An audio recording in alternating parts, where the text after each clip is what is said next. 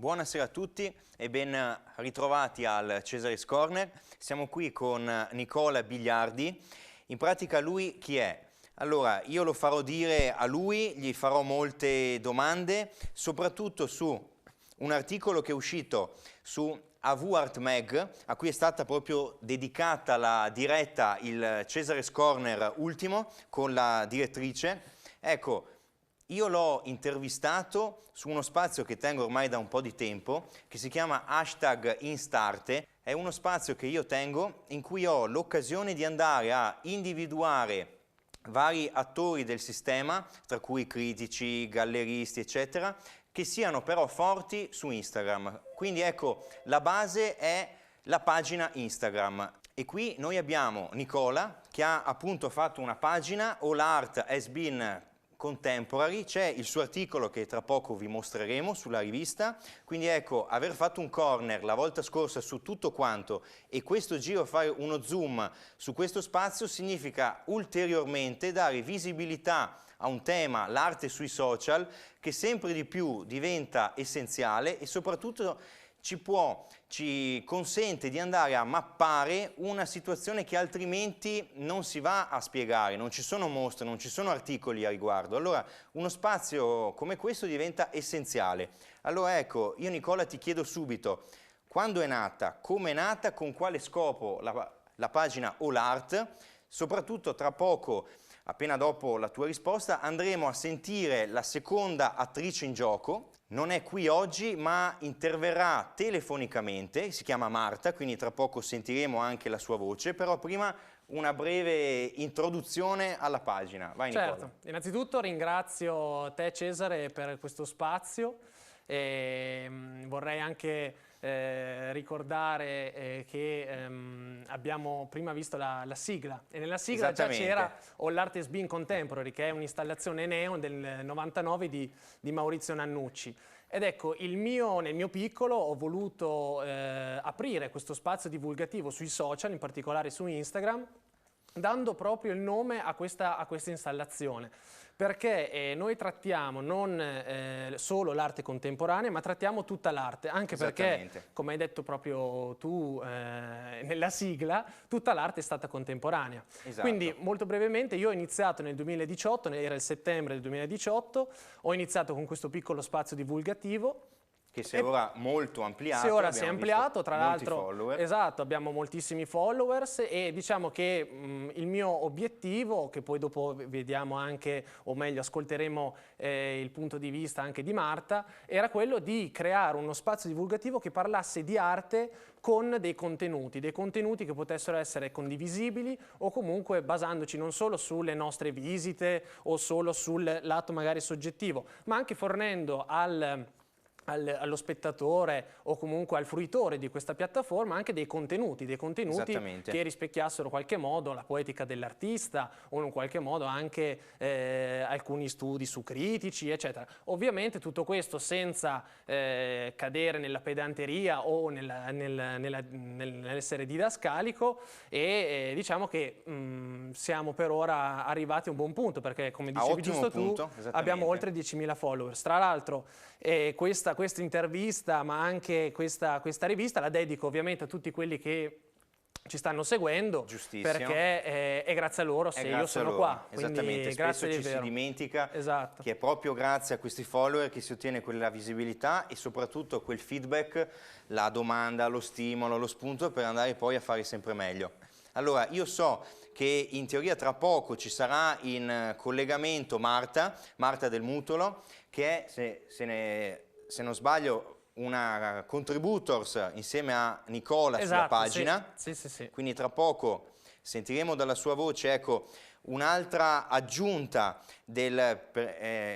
tu mi hai detto che è nata nel 2018, lei più o meno si è inserita quasi subito, appena dopo. Sì, è nata nel settembre del 2018, lei si è aggiunta a marzo 2019, noi ci conosciamo da una vita perché siamo tutte e due villeggianti in quel del Forte dei Marmi e tra l'altro ci siamo anche visti io e te quest'estate e diciamo che io ho scelto anche lei per un duplice punto di vista nella nostra pagina. Lei studia arte, tra l'altro è tua Esattamente, tua insieme a me, collega. compagna di corso eccezionale. Esatto. E soprattutto so che dà un contributo molto specifico sulla pagina, quindi prego, ci sei Marta? Ciao Cesare, sì ci sono, mi senti? Ti sento benissimo. Forte e chiaro. Grandissima Marta, io ti chiedo subito, ho un paio di quesiti per te. Innanzitutto, quando sei entrata nella pagina All'Art, con quale scopo, qual è il tuo ruolo al suo interno e poi andremo nello specifico sul tema della street art. Vai Marta. Benissimo, allora senti, io sono entrata nel marzo del 2019 nonostante la pagina Nicola l'abbia aperta nel settembre 2018. In realtà è partita chiedendogli informazioni su come poter io aprire una pagina di arte perché mi piaceva moltissimo l'idea e Nicola mi ha detto che aveva bisogno di una mano a gestire la sua, se mi interessava potevo prenderne parte anche perché appunto gli interessava l'idea di avere qualcuno che avesse un punto di vista diverso dal suo. Giustissimo. E quindi io ho iniziato nel marzo 2019, mi è piaciuto moltissimo, io porto il mio interesse soprattutto per quelle che sono le tecniche, mentre Nicola ha un approccio molto più critico. Infatti varie volte abbiamo pensato anche di parlare entrambi della stessa opera proprio per mostrare esattamente, come con due punti di vista molto diversi. Giusto. Esatto. La tua è stata una scelta molto saggia secondo me perché oggi ci sono fin troppe pagine che aprono con tanti individui singoli che vanno a fare un marasma, una confusione sui social e invece mettersi insieme, fare questa unione di intenti spesso secondo me è una scelta molto più saggia. Io so che tu all'interno della pagina ti occupi di scrivere i post, di fare le storie, gestisci alla pari di Nicola molti contenuti, ma soprattutto la street art. Allora io ti chiedo, so che ti sei laureata con una tesi proprio sulla street art. Esattamente. Secondo te perché oggi la street art, che non è figlia del 2020 di sicuro, è figlia di quella New York degli anni 70 che poi è emersa per un trentennio, non era l'apice del mondo dell'arte. Oggi però, grazie ad artisti come Banksy, la street art la si sente sempre di più nei post, nei TG, nei social, eccetera. Secondo te allora, perché la street art ha questa forza oggi, ha questo impatto a livello proprio dei social che non hanno le installazioni, la videoarte e mille altre cose?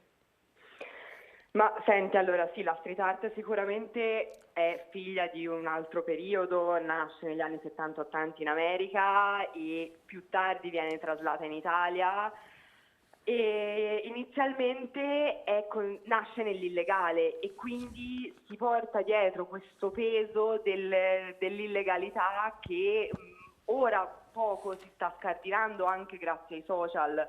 Ma in realtà è una cosa che si è scardinata molto prima perché in Italia per esempio è stato Riccardo Lanfranco, detto in arte Con 79, che io ho avuto l'onore di intervistare e conoscere, che nel 1998 ha mandato una lettera al comune di Torino chiedendo per la prima volta in Italia dei muri legali. Quindi in realtà non è una cosa estremamente... Esattamente. Non è una cosa nuova, però ovviamente veniva considerata come... le persone non lo sapevano e continuavano a vedere la street art come qualcosa di illegale da condannare. Con i social è stata le persone sono state molto più abituate a vedere la street art e quindi anche ad accettarla, sia proprio come un modo di riqualificazione anche urbana che viene effettuato in tantissimi posti, sia proprio ad accettare anche il fatto che sia legale. E in più ovviamente, come se ne parlava anche io e te, il fatto che la street art non si leghi a gallerie, fiere e musei. Quello sicuramente. È un qualcosa che tendeva a lasciarla un po' in ombra e che invece grazie ai social poi la street art è riuscita a farsi conoscere e a mostrarsi al mondo che di solito sta più attento ai social che alle mostre effettivamente. Giustissimo. E ora su Banksy invece... Io ti chiedo a bruciapelo, ti piace, non ti piace, come si sta muovendo nelle ultime opere? Sei proprio flash per chiudere un tuo giudizio sul più grande artista, o meglio sull'artista più influente al mondo sui social? Mi piace, non mi piace, mi piace e non mi piace. È un comunicatore incredibile, arriva anche a me tantissimo. A tutti credo ormai, a tutti quanti. Esatto, ha una potenza incredibile dal punto di vista mediatico, quanto ci sia dietro, avrei dei dubbi, vorrei fargli qualche domanda, si facesse vedere una volta. Quello sarebbe molto utile, sicuramente. Ora noi, non sapendo niente di Banksy, sicuramente non sapremo nulla, chissà per quanto tempo. Io ho scritto anche un articolo su AV Art Mag dove spiego tutte quelle problematiche legali dovute proprio al fatto che lui sia nell'anonimato, quindi se lui uscisse o meno avrebbe delle ripercussioni su tutte le opere, dai diritti SIAE al brevetto sulla singola immagine, quindi ecco, un artista controverso, però tu hai detto giustamente, chiunque che gli piaccia o no, di Banksy parla, non si può non avere in mente Banksy, quindi sicuramente anche secondo me è il più grande comunicatore del 2020, senza dubbio. Da quel punto il migliore in assoluto, non c'è storia, chiunque dica il contrario è folle. Grandissima Marta, allora abbiamo fatto questo breve intervento, io ti ringrazio molto di essere intervenuta. Ringrazio te. Aspetto di rifare un'intervista magari quando avrete 250.000 follower. Come minimo. Esatto, come minimo, tra 2 mesi chiaramente. Sì. In cui ci dovrai essere anche tu assolutamente qui al corner. C'è una tua foto che ora...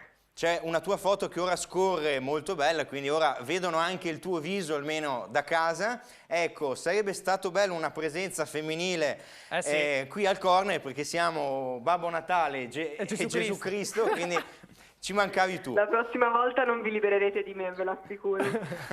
Ti ringrazio molto Marta, ecco, grazie a te, un caro abbraccio, un caro saluto. Ciao Marta. Un abbraccio a voi, ciao. Ciao Marta. Ecco Nicola.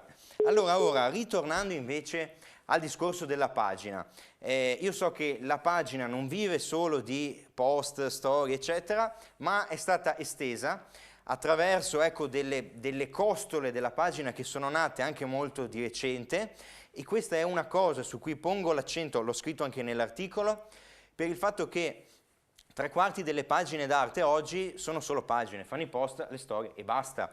Tu invece hai esteso il tutto, sei giunto a fare un blog, è in arrivo anche un nuovo libro che è scritto, quindi ora ti chiederò man mano tutte queste cose collaterali che però vanno a riempire di molto il discorso sulla pagina. Certo. Allora, sicuramente, ecco, io inizierei con l'intervista che c'è stata sulla rivista. Qui mi hai già accennato al discorso del libro, quindi questo libro come è nato, come non è nato, so che l'hai scritto in pieno Covid, no? Quindi sì, magari quello primo lockdown. Può essere stata una fonte di ispirazione forse per la scrittura del libro, sicuramente avrai avuto un sacco di tempo in più per farlo. Allora, come è nato il libro, di cosa parla il titolo e tutto quello che ci sta intorno? Allora, il libro si intitola Lo spiritoso nell'arte, quindi già da qui ha degli ovvi richiami allo spirituale nell'arte di Kandinsky, scritto nel 10, che è il manifesto, diciamo, dell'astrattismo. Esatto. Non voglio mettermi ovviamente al livello del maestro, però ecco, è giusto anche per capire il tono di questo libro, che è molto comico, molto anche a tratti anche grottesco, perché come già ti avevo anticipato, io ho questa visione dell'arte, di un'arte che non è solo un'opera che è attaccata alle pareti, ma l'opera d'arte, così come l'arte, deve, o meglio, è sempre stata concepita come una cosa che entra nella nostra vita. Certo. Tra l'altro l'arte, anche lì uno dei grandi luoghi comuni dell'arte, che l'arte deve essere bella, l'arte deve essere bellezza. Esattamente, invece ha ben altro fine l'arte. Esatto, ben altro fine, e tra l'altro, tornando al discorso di prima, diciamo che la pagina Instagram ti permette di avere una visibilità digitale social, però poi secondo me è necessario anche nel 2020 avere l'aspetto fisico. In questo caso appunto era quello del libro. Il libro, per farla molto breve, è una trama molto anche divertente e comica. Parla di questi, è un dialogo tra una psicanalista che si chiama la dottoressa Huxley e il suo paziente che si chiama il signor Binetto. Nome parlante, nome nomen, direbbe Plauto, esatto. nome nomen. E infatti il signor Binetto ha degli ovvi rimandi sveviani, secondo me. E al di là di questo, il signor Binetto si è innamorato di una donna, di una giovane donna, di nome Daphne. Inizia già con un argomento che non c'entra con l'arte. Esatto, e questo è bello, una cornice che ci inserisce in un qualcosa che non è l'arte astratta, bella, che non si tocca, ma è una cosa che può essere utile per andare ad approcciare. Esatto. E insomma, per farla molto semplice, deve abbordare questa donna di cui si è follemente innamorato. E dopo essere stato da critici, dopo aver seguito anche pagine Instagram, tra cui forse anche la mia, quella battuta che sicuramente o anche la tua, non lo so, spero. E diciamo che non riesce ancora a raccapezzarsi e a capire di che cosa è veramente quest'arte contemporanea, no? E quindi si affida alla sua psicanalista, che oltre ad essere un'abile psicanalista è anche esperta di arte contemporanea. E da qui parte un dialogo, quindi capirai anche tu, grottesco, inconsueto, sull'arte contemporanea. L'obiettivo è quello di smontare comunque i luoghi comuni. Certo. Ci sono moltissimi luoghi comuni nell'arte, non solo quello del bello, ma anche quello dell'arte che non debba avere a che fare con l'economia, perché io vengo comunque da studi economici, poi adesso sto finalizzando in storia dell'arte, però sappiamo da che mondo è mondo che l'arte ha sempre avuto, purtroppo per qualcuno, comunque ha sempre avuto a che fare con il denaro. Germano Celant, il compianto Germano, lui ha il record su tutti l'ingaggio. Lui diceva, al di là diceva, togliamoci questa moralistica attitudine di considerare l'arte avulsa dal denaro. E ovviamente con questo non vuol dire che l'arte deve essere un modo, anche se poi c'è una certa arte che fa, lo diceva già Warhol. Sulla speculazione, ma certo. Warhol già, abbiamo parlato di Banksy. Banksy, almeno io che sono rispetto a Marta forse un po' troppo critico rispetto a Banksy, però Banksy secondo me è un seguace di Warhol, è uno della business art. Certo. Così come anche la banana di Catalan, eccetera.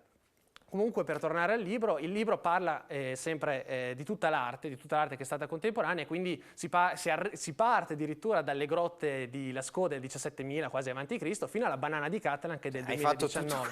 Ho fatto un millennio di storia. Esatto, però con anche battute, perché poi a me piace sempre ridere e scherzare, come mi conosci. Sì. E diciamo che è un libricino di 110 pagine. Ringrazio la casa editrice Book a Book che mi ha selezionato. Esatto. È un libro che è in crowdfunding, quindi vuol dire che è raccolta fondi.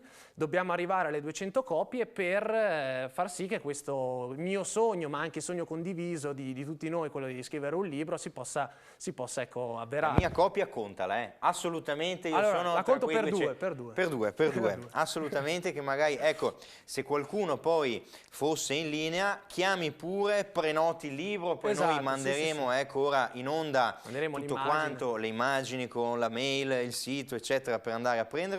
So che all'interno del tuo blog è ben inserito tutto quanto, i dati e tutto. Allora ecco, dal libro io mi sposterei al discorso blog e poi tu, quando vuoi, introduci il tema del grande Giulio. Esatto, il tema caldo. A proposito sempre del andare a toccare con mano poi la realtà, perché un conto è il digitale, un conto è la realtà, al di là del libro, che mi sono anche divertito a scriverlo e comunque ha anche dei rimandi critici, perché cito critici che hanno fatto poi la storia della critica d'arte, quali Bernard Berenson, Ernst Gombrich, eccetera. Diciamo che avevo comunque intenzione di fare una cosa concreta. Cosa concreta nell'arte vuol dire una mostra o mostre. E ho avuto l'occasione, e io sono di Reggio Emilia, ho avuto occasione in un palazzo che si chiama Palazzo Fontanelli Sacrati, che splendido, che io ho visto insieme a te. È un luogo accattivante, un luogo suggestivo, difficile per fare le mostre sicuramente. Sì. Io spesso spiego proprio come alcuni tipi di sedi impongano un certo tipo di approccio, o si va per assonanza, per contrasto. Ecco, quella sede è museale, cioè lì si potrebbero esporre le migliori collezioni al mondo. Sì. È stato fondato, per fare un breve tratto storico, è stato fondato nel 1492, che oltre a essere la scoperta dell'America, infatti te lo dico sempre, Medici, io voglio anche mettere nei libri manuali di storia dell'arte, è stato fondato Palazzo Fontanelli Sacrati. Giusto. Vediamo se faccio un appello al MIUR, che è il Ministero. Al di là delle battute, il 1492 è anche l'anno, per noi estensi, della dizione Erculea, o Erculea, secondo insomma. Perché il duca Ercole I aveva fatto nel 1492 questa dizione urbanistica nella città di Ferrara. E infatti l'architetto di questa operazione era Biagio Rossetti, e quindi qua ci sono alcune voci, perché non si sa chi è realmente il realizzatore certo. di questa architettura.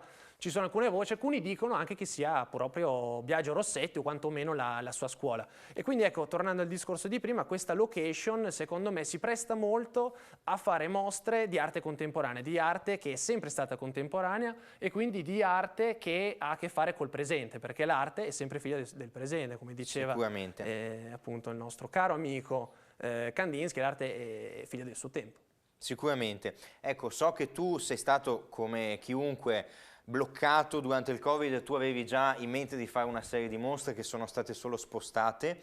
Ecco, ho in mente la sede, ho in mente gli spazi, ho in mente te, come lavori, quindi mi aspetto che da qui a pochi mesi veramente vadano ad esporre i migliori in questa sede.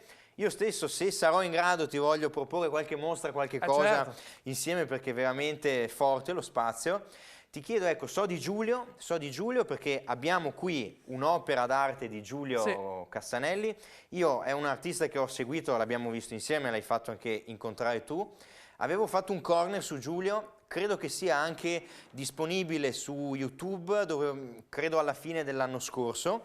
Quindi ecco, per chiunque di voi fosse in grado di iscriversi, fare cose, trova il video ancora disponibile. Esatto. Io so che tu hai utilizzato quest'opera, che ora si può anche inquadrare. Certo. Per quale motivo? Allora, prima di svelare l'opera, mi introduco un attimo chi è questo Giulio. Giulio Cassanelli è un artista classe 79, vive e lavora tra Bologna e la Svizzera e ha iniziato a lavorare nel 2009 con le bolle di sapone. Esatto. Infatti tutta la sua poetica si può incentrare sull'istante.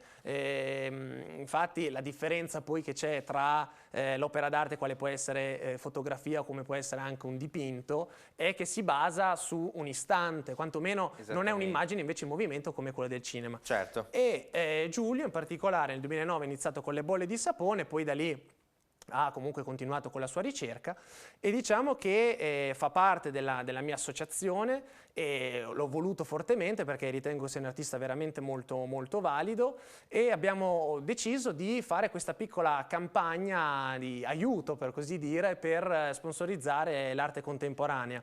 In particolare con le mostre in questa sede espositiva. Esatto. E abbiamo quindi deciso di fare un'edizione limitata di quest'opera che adesso vi farò vedere. Sono 99 edizioni, al prezzo, non so se si può dire in diretta certo, TV, al prezzo di 99 euro.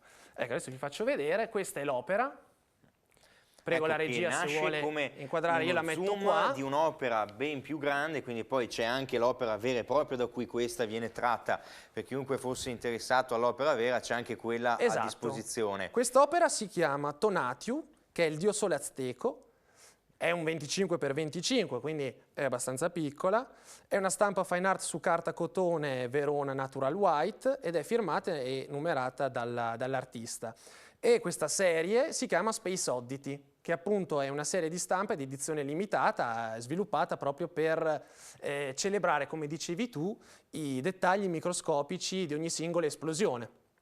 E quindi il progetto nasce come quella costola del lavoro pittorico delle bolle di sapone e diciamo che ha esposto Bellagio Hotel di Shanghai. Ho capito. Quindi... No, ecco, so che il lavoro di Giulio ha un respiro internazionale, lo vedo spesso alle fiere, so che fa queste mostre anche in Asia, quindi sì, non è l'artista, è giovane, perché è ancora molto giovane, ma non 79. È l'artista che è appena arrivato, è un artista che è sulla scena ormai da un bel po' di tempo, che io, ecco, tu sai quanto a me piace andare in studio da lui, visitarlo, poi ci facciamo di quelle mangiate dopo gli studio visit fino a tarda notte, sempre la cosa più bella dell'incontrare gli artisti dal vivo.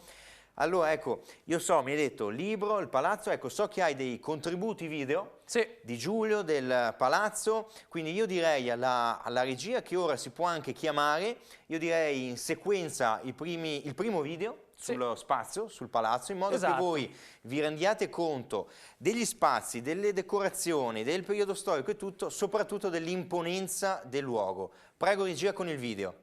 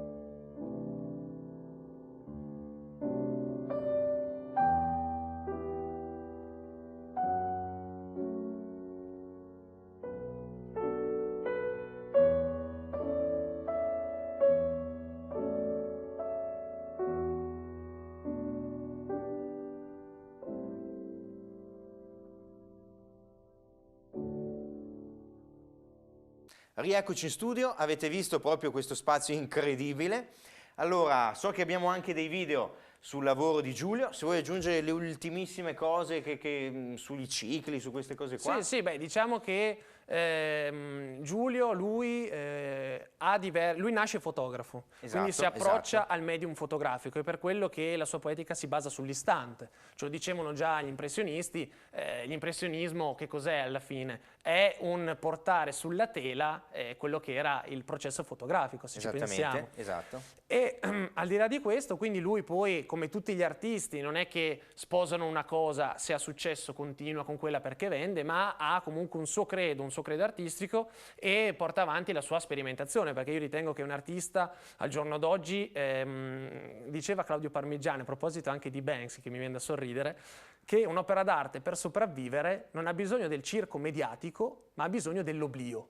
Bellissimo. Poi Claudio Parmigiani, che tra l'altro lui è un romantico, Lui è un romantico, è ovviamente un artista che io lo catalogo come l'altra arte, cioè noi tutti siamo invasi da Banksy, Damien Hirst, Jeff Koons, che è l'arte, diciamo, mediatica. Esatto. Poi c'è tutta un'altra arte, che io la chiamo l'arte molto più silenziosa, che cede all'oblio. Silenziosa, che vuole arrivare all'oblio, che però è ovviamente, secondo me, più forte e ha dei contenuti. Perché questa arte di Banksy, Jeff Koons, che tra l'altro ne parlo anche nel libro e non voglio assolutamente screditare il loro operato, quindi se Banksy, anche se in incognita mi sta guardando... sicuramente ci guarda, ma voi che non ci guarderà di TV, sicuro, anche perché... Quindi, quindi se mi stai guardando, Banksy, insomma, non voglio screditare il tuo lavoro, però bisogna anche dare adito ad altri artisti che secondo me hanno un lavoro che è meno d'impatto, meno viscerale, più riflessivo. Tra l'altro sono andato in studio di recente nello studio di Guarneri, che è un artista che voi trattate, ecco, e lui utilizza una frase. Anche tu, ecco, facciamo quando un appello. è che vieni al Cesare's Corner, Riccardo Guarneri, quando è che vieni qui ospite? Guarneri, devi venire, maestro, lei deve venire assolutamente qua in questo spazio. Al di là di questo, Guarneri dice appunto che il quadro, o meglio, parla di quadri a lento consumo, quindi ovviamente c'è quest'opera d'arte che è immediata, che è come un post su Instagram. Che ti dà tutto subito. Esatto, così. Massimo 2-3 secondi, e poi c'è tutta un'altra arte invece che richiede uno sforzo. Tempo, certo. Per citare un altro mio amico, perché poi gli artisti sappiamo poi si offendono, Elio Marchegiani, lui diceva fare l'arte cos'è? Fare per far pensare. Quindi insomma, è vero. E qua chiudiamo il cerchio. Ecco, ci sono proprio, sì, io credo in questa differenza, opere che ti danno tutto subito, opere che lì per lì non ti dicono nulla, che richiedono un vedere e rivedere sempre. Certo. Quindi ecco, mi ricordo una frase che non ti saprei dire chi l'aveva detta, chi l'avesse detta, ma ti so dire che me l'aveva riferita il nostro presentatore Giorgio, l'ultima diretta che abbiamo fatto insieme, che era: cosa serve per vedere un'opera d'arte? Una sedia. Serve una sedia per mettersi lì e osservare l'opera e basta. Ecco, io so anche che tu hai avuto un percorso, anzi scusami, per finire con il discorso di Giulio prima, chiedo alla regia di mandare in onda i 2 video di fila delle sue opere, video fatti benissimo, ecco, lui dà forse questo impatto. Tu hai detto giustamente un'opera che lui, venendo dalla fotografia, è un'opera che fissa l'attimo, ma un attimo che va a sciogliersi in un tempo molto più dilatato. Quindi prego regia con i 2 video di Giulio Cassanelli.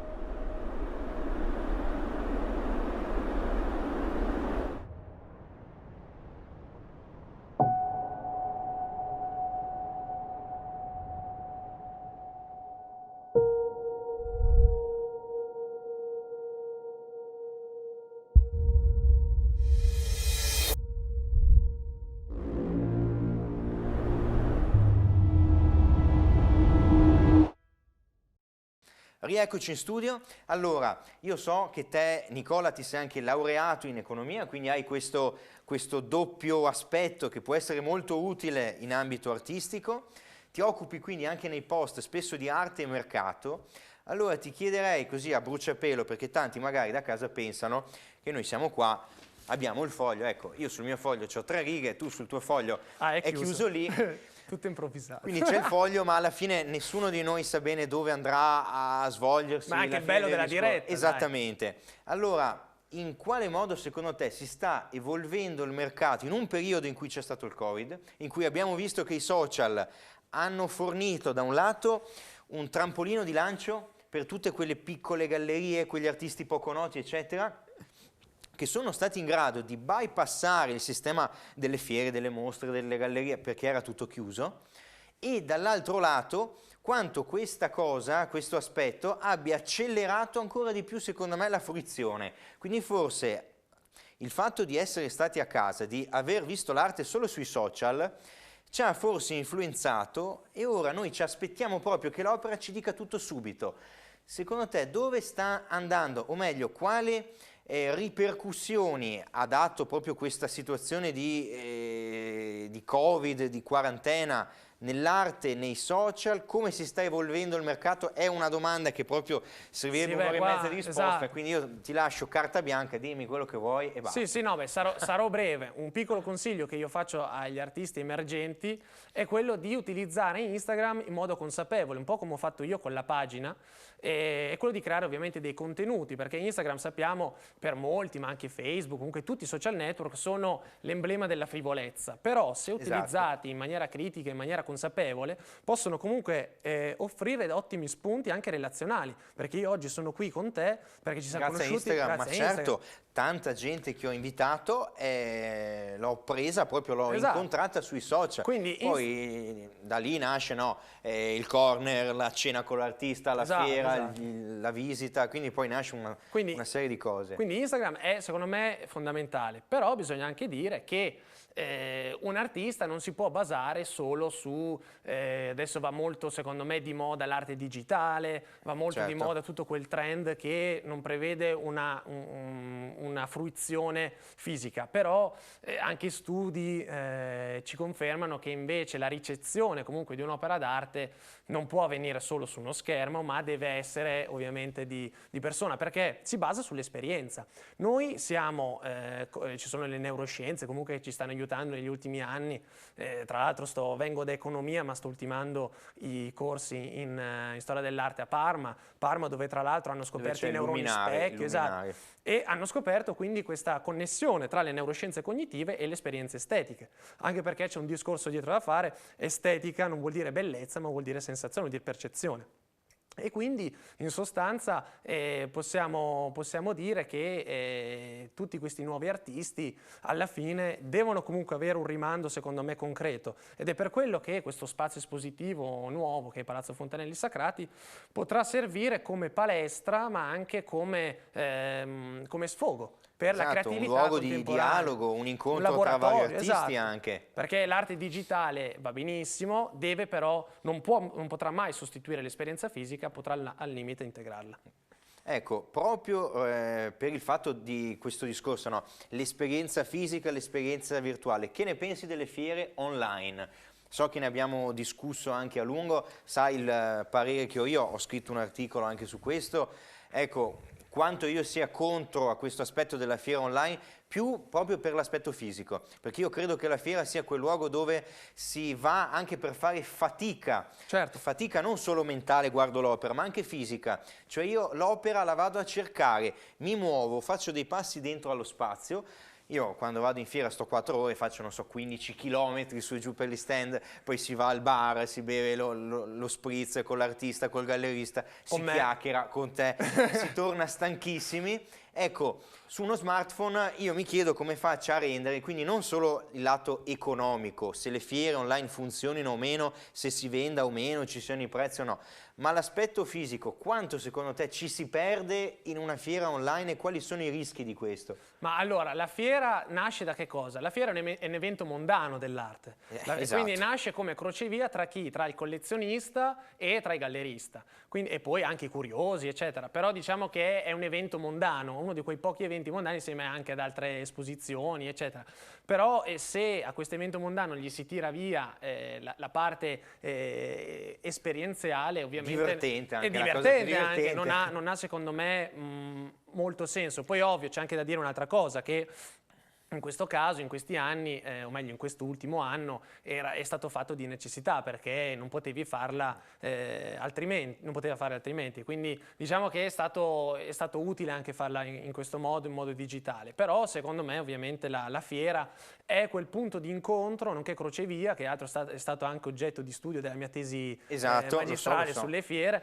È un crocevia di persone, quindi noi umani, esseri umani, siamo animali sociali e abbiamo bisogno di socializzare, e quindi l'arte, tornando al discorso di inizio intervista, l'arte è una cosa viva, ma l'arte ha a che fare con la nostra vita, quindi vederla digitale è come vederla... Insomma, che anche la nostra vita sia stata trasferita su uno schermo. Esatto, quindi secondo me bisogna anche sempre poi ponderare le due cose, che non si escludono ma si integrano.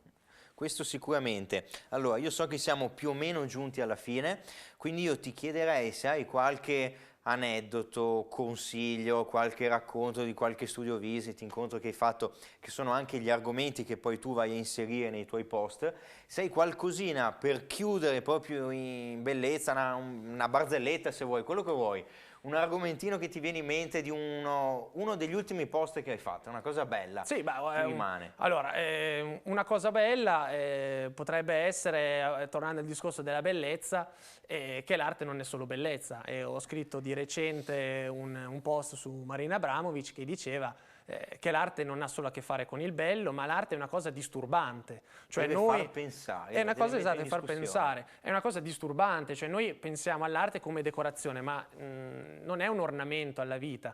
Adolf Loos diceva ornamento e delitto, no? nei primi del Novecento, e secondo me l'arte non potrà essere considerata come decorazione della vita, ma come espediente per conoscere la vita, quindi per anche magari vedere cose nuove, perché anche lì definizione di arte mi sembra non che... c'è, no, si va nella dottrina lì, nella dottrina, quindi... Io ti ho sempre detto, la mia definizione di arte, che prendo un po' come si può dire, da chi ha fatto il mercato dell'arte e da quegli artisti del ramo di Andy Warhol, ecco, di Duchamp. Che cos'è l'arte? L'arte è tutto ciò che si può vendere come arte, quindi tutto ciò che ti fa guadagnare e che tu guadagnando spacci per arte. Ecco, tu hai una maglia che parla chiaro su questo, quindi proprio un'arte disturbante. Esatto, questa è la merda d'artista. Forse, esatto. Si può dire merda in TV, sì. Ormai è stato slogan in TV. Fa parte del titolo dell'opera, quindi si può anche dire. Ecco, quella è proprio una delle opere d'arte che io sui social uso quando voglio scaricare fiumi di commenti, di like, eccetera, perché è proprio questo, Herman Nietzsche, la Abramovic, un'altra Catalan. Questi sono gli artisti a chiappa-like in assoluto dei social. Ecco, se hai per chiudere un consiglio a chiunque da casa si chiedesse: come faccio a fare come lui? Come faccio ad aprire una pagina? Cosa serve? Quali sono i requisiti? La forza di volontà, non so, deve essere anche, io credo, preciso, costante nei giorni, negli orari. Quali sono le competenze, i consigli che ci puoi dare? Ma l'unico consiglio che posso dare è un po' forse anche quello che danno gli artisti quando si va a lezione da loro. Cioè l'arte non si può insegnare. Quindi nel mio piccolo caso la divulgazione o comunque i social media non si possono secondo me insegnare, ma c'è bisogno che qualcuno riesca a trovare la propria voce. Io vengo poi anche dalla musica, suono la batteria e una delle cose più difficili per ogni artista è quello di trovare il proprio stile, la propria voce. Stessa cosa nel ramo della divulgazione social, o nel ramo della critica, comunque nel ramo estetico e artistico. E al di là di quello, poi io nel mio piccolo sono un divoratore di libri di critica e penso che un'opera d'arte, o comunque l'arte, debba, per essere, diciamo, approfondita, debba essere interrogata sotto 3 aspetti, che sono l'approccio teorico, quindi quello della critica d'arte, certo. Però anche l'approccio pratico, quindi andare a visitare le mostre e i musei, ma anche e soprattutto quello che noi dimentichiamo, ma l'approccio tecnico, quindi gli studio visit, andare dall'artista, chiedere come mai fatto questo, capire la sensibilità. Materiali, esatto, il peso, andare in uno studio e dire non bella l'opera, non bella, perché o no, ma alzare il quadro, sentire il peso, il materiale, la resistenza della tela, l'odore. Tra una l'altro, cosa che io sento sempre è il profumo del colore, di varie tecniche, supporti, quello poi ti resta nel cervello. Scusami se ti interrompo, tra l'altro ci tenevo a ringraziare Federico Branchetti, che è, è uno scultore di Bologna, che è quello che ha realizzato il video su Palazzo Fontanelli Sacrati, e lui proprio nei giorni fa sono andato a trovarlo, perché adesso posso solo girare nella mia zona, e mi ha fatto vedere come si lavora, qual è l'approccio scultoreo, nel suo caso è l'argilla, però ecco, toccare con mano che cosa è veramente arte, perché se noi percepiamo l'arte come una cosa distaccata da noi, quindi la mettiamo su un piedistallo e quindi la mitizziamo, secondo me non riusciamo a fruirla in una maniera consona. Ed è per quello che poi anche il libro si chiama Lo spiritoso nell'arte, perché l'arte secondo me è una cosa sulla quale si può anche scherzare liberamente. Duchamp con l'ordinatoio diceva addirittura cose ben più, diciamo... Esattamente, quindi un approccio che non è solo critico, non solo quell'approccio che tanti pensano critica d'arte seria, serietà, seriosa. No, la critica d'arte può essere anche spiritosa, può avere quella giusta dose di ironia che ci fa leggere la realtà con un distacco che può far bene all'opera stessa e a chi la guarda. Quindi io direi che ora siamo giunti proprio alla fine, se non sbaglio abbiamo fatto quasi un record di corner, credo tra i 45 e i 50 minuti, ma poi adesso mi dicono dalla regia. Continua perché noi due faremo la diretta Instagram come abbiamo fatto sabato. Esattamente, dove magari ce la raccontiamo ancora un po'. Quindi voi trovate tutti i link della pagina All Art, del blog, delle mail eccetera, chiamate, scrivete, seguite anche Nicola e Marta di questa pagina. Io vi auguro lunga vita, migliaia e migliaia di follower. Ti ringrazio molto Nicola di essere stato mio ospite, ci vedremo quando sarai famosissimo, ti chiederò l'autografo, anzi te lo chiedo ora così poi ce l'avrò già. Te lo faccio adesso. Esattamente. Ultimissima cosa, comprate AV Art Mag, qui troverete tante delle cose che ha spiegato Nicola, chiaramente in versione molto più light, perché qua ci sono 2500 caratteri, spazi inclusi, qui abbiamo fatto 50 minuti di corner, sono altri contenuti. È in edicola da una settimana circa e si trova tutto sui siti e sui vari social. Quindi io vi ringrazio, vi saluto, buona serata e al prossimo Cesare's Corner.